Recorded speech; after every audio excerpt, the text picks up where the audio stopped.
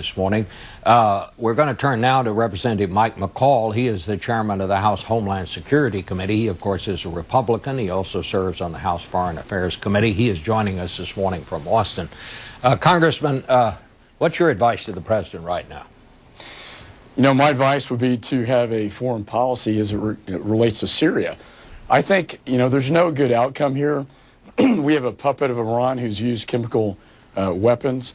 We have a rebel faction forces that are being hijacked now by al-Qaeda.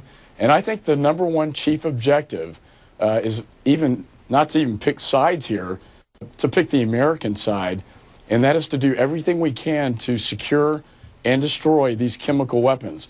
My greatest fear as chairman of Homeland Security, these weapons ending up in the wrong hands, say some al-Qaeda jihadists who we know are there fighting in the rebel forces, and that could be a direct threat not only to Western interests in the Middle East, but also directly to the homeland security of the United States. So how do you go about doing that? We know the president, one of the options being considered is cruise missiles. Would you go so far as to say we ought to put American troops in there to find and secure and destroy these weapons?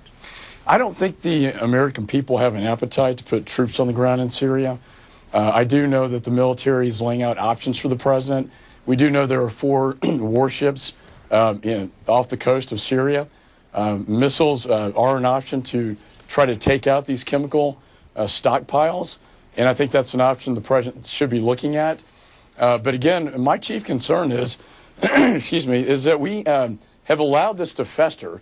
We've had a wait-and-see policy and hoping for the best, and we had a time to support moderate forces in toppling the Assad regime, and we failed to do that, and now we have no good outcome, and now we have a situation where we have a Mecca.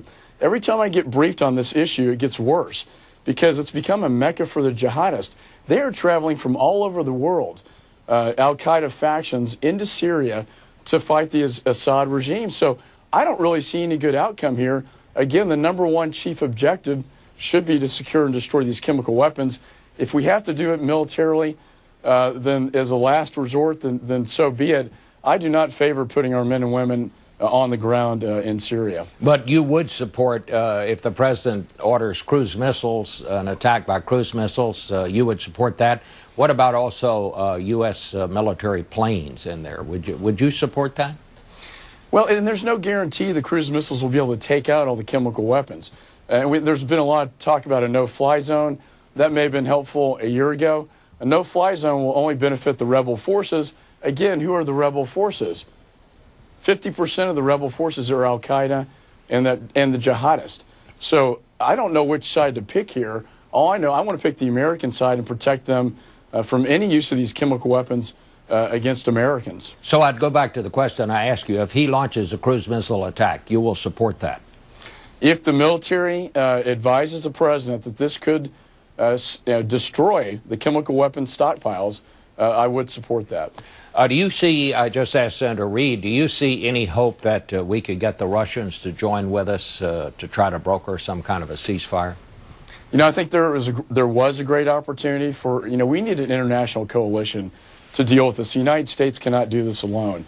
And we had an opportunity with the Russians to do that. But now the relationship between the White House and the Putin administration is so bad and lacks so much credibility that I think that's very difficult. We have a shared interest.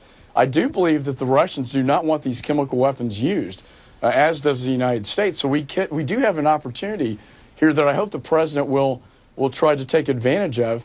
But one concern I have is this sort of, the reset button with Putin has sort of reset us back to the Carter administration, where they view us as more of a weaker power, not negotiating out of strength, but out of weakness. All right. And I think that's the real problem here. All right. There is a problem there. There's no question about that. Thank you,